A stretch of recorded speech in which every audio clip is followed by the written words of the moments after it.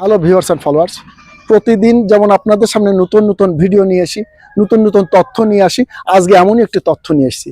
বর্তমান যুগে দেখতে পাচ্ছেন, বিশেষ করে করোনার পরে মানুষের চর্মরোগ এমনভাবে বেড়ে গেছে আর অ্যালার্জি বেড়ে গেছে যা কল্পনার বাইরে। প্রতিটি মানুষ কোনো না কোনো সময় এর আক্রান্ত হচ্ছে এবং নতুন নতুনভাবে সে ক্ষতিগ্রস্ত হচ্ছে। তো আমি আজকে আপনাদের সামনে এই অ্যালার্জির একটি সমাধান নিয়ে এসেছি। কি সমাধান? দেখুন তো, এই গাছটি চেনেন কিনা? এরে বাংলায় বলছি পেয়ারা গাছ। এটাকে আমরা নাম দিয়েছি বাংলার আপেল। একটি পেয়ারায় যে ফলের যে গুণাগুণ আছে ও 10টা আপেলের সমান, কিন্তু আমরা বাংলার ফল চিনি না, আমরা বাংলার ফলকে গুরুত্ব দেই না, আমরা অন্য জায়গার বড় বড় বাইরে থেকে যে ফল আসে তাকে গুরুত্ব দেই। দেখুন তো, এই গাছটি চেনেন কিনা?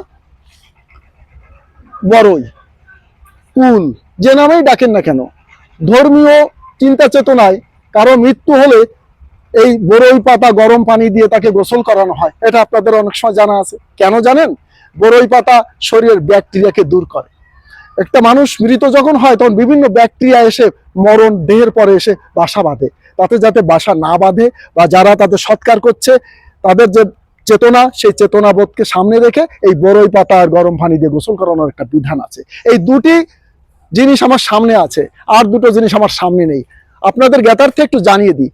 কালো মেঘের নাম শুনেছেন? কালো মেঘ ছোট ছোট গাছ হয়, পাতা প্রচন্ড তিতো। আর একটা হচ্ছে নিম পাতা, ওটাও তিতো।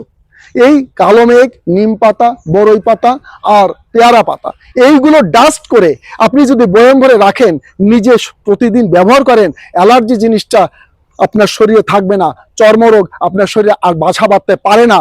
এই তথ্যটা আপনাকে জানতে হবে। শুধু নিজে জানলে হবে না, আপনি নিজে করে ব্যবহার করুন। কেউ যদি আপনাদের সামনে এই রোগে আক্রান্ত হয়, এই সমস্যায় ভুগে থাকে, সে উপকৃত হবে, তাকে পরামর্শটা দিন।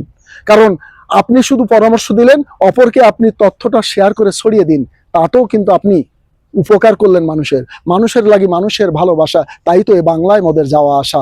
মানুষের পাশে দাঁড়াবো, তথ্য দিয়ে সহযোগিতা করব।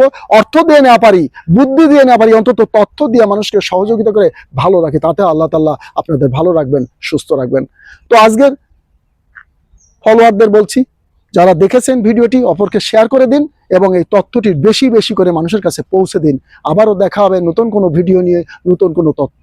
এই তথ্যগুলো আমি বলছি একজন আয়ুর্বেদিক ডাক্তার হয়ে বলছি, যে এইগুলো আপনার বিফলে যাবে না, আপনার জীবনের কোনো না কোনো জায়গায় কাজে লাগবে। ভালো থাকবেন, সুস্থ থাকবেন।